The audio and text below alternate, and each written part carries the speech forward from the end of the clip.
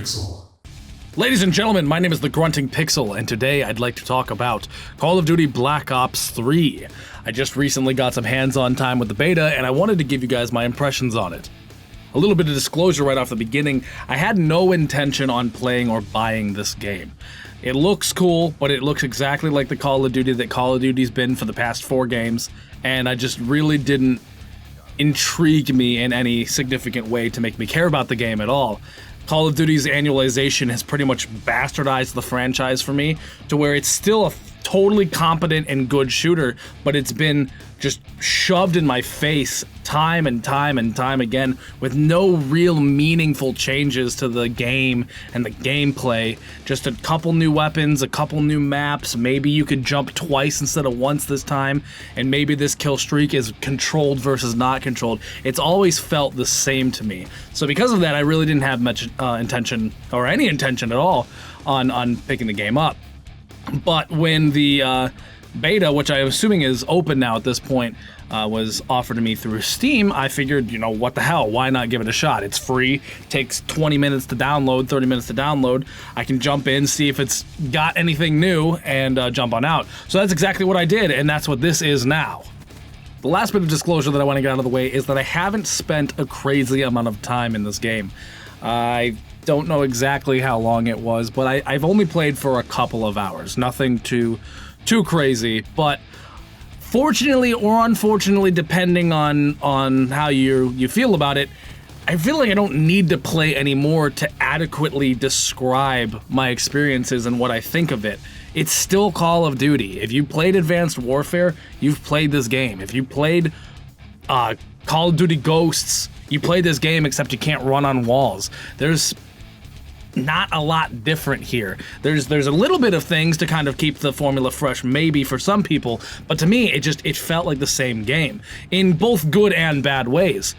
In terms of the good ways is that I was able to get into the game and just play it without any trouble. I didn't have to look up how to wall run. I didn't have to look up how to double jump. I didn't have to figure out how to play this game. It was Call of Duty, and I know how to play Call of Duty, so I got in and I just started playing. That can be a bad thing, though, if you were hoping for something new and different and something that felt different from Call of Duty. It doesn't. It really, really doesn't. It has cool new guns, and it has cool new maps, and it has cool new gadgets and cool new kill streaks. But every Call of Duty has those things. Every new Call of Duty has cool new guns and maps and things. It's not changing up anything. It still feels exactly like a Call of Duty game that you know and love.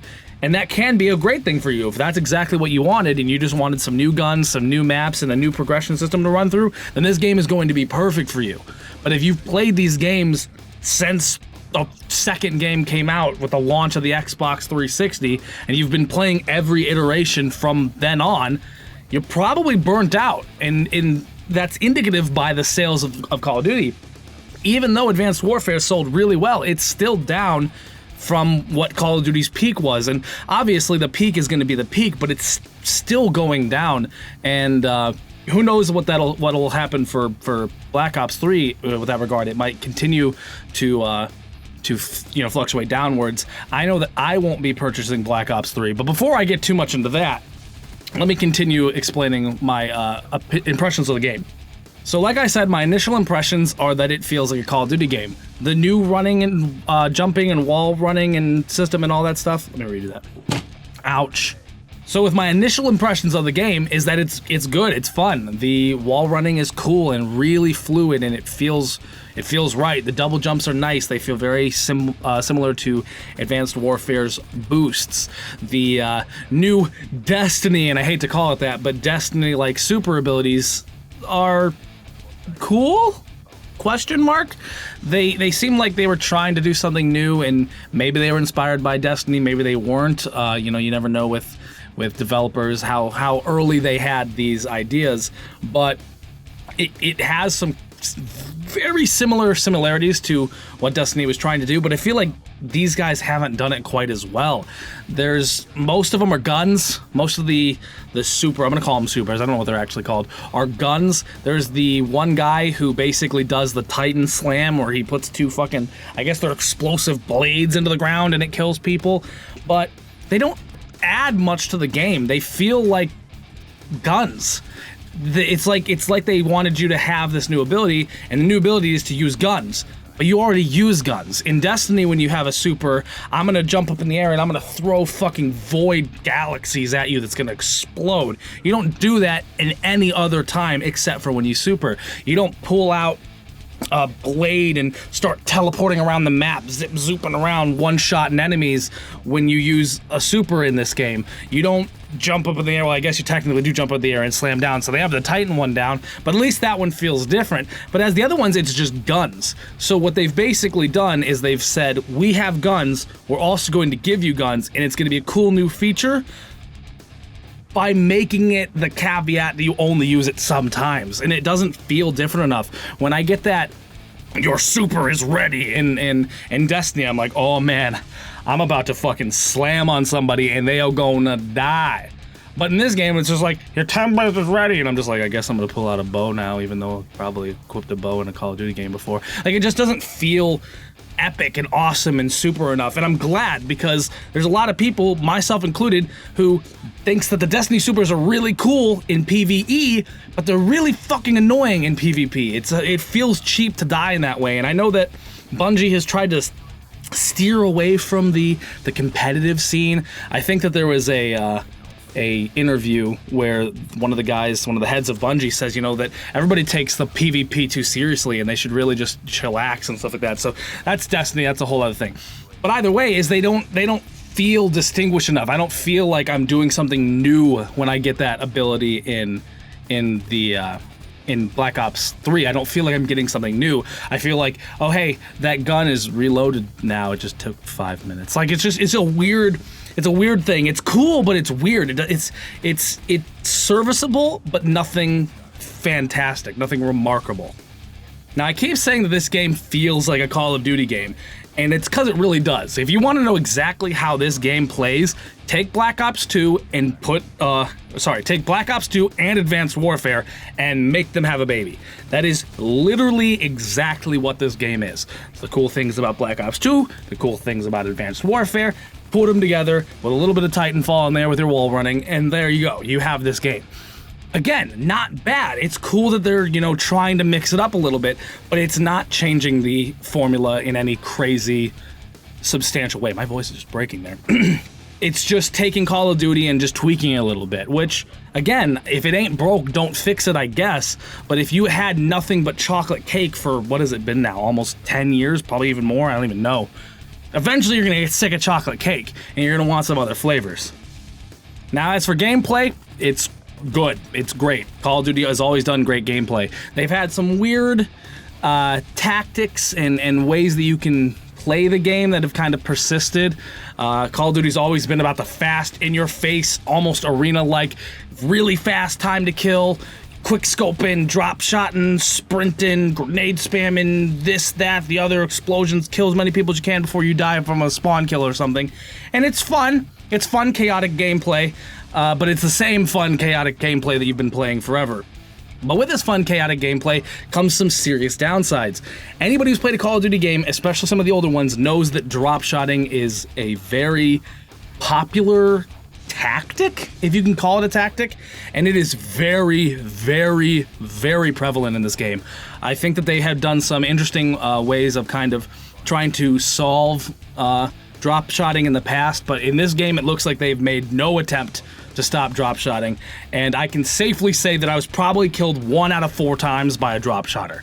It's bad in this game, and it's very frustrating because the tactic is there. They're trying to make them very hard to hit, which is an interesting tactic, but it's not what you're expecting. When a guy rounds a corner, you're literally, it's either he's gonna do one thing or he's gonna do another, and there's no real way to predict that. And when he's drop shotting, he can shoot you, and because the flinching in this game is off the fucking rocker on PC, you're pretty much gonna die because that's just the way that works in this game. And that's really frustrating and really annoying. You can kill them, I've done it before. It's not impossible, but it is annoying and it feels cheap and you hate it when it happens to you.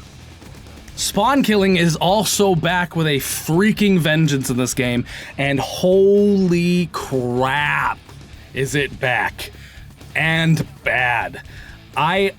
probably died, I'm just trying to pick out a number, way too many times to spawn killing. There'll be a couple clips playing while I'm talking about this of just being spawn killed and then respawning and then being spawn killed and then respawning and then being spawn killed. And it's so fucking infuriating. I get it. Spawns are hard. It's hard to spawn somebody safely on a map that has enemies all over it. And it's even harder when they're raining hell from the sky with missiles and shit absolutely constantly. But this is unacceptable. It is unacceptable. I have died way too many times just spawning in and dying. It's no, bad Treyarch. Bad. You guys are better than this. You are the biggest developers of shooters, and you have the franchise that is the biggest shooter in gaming.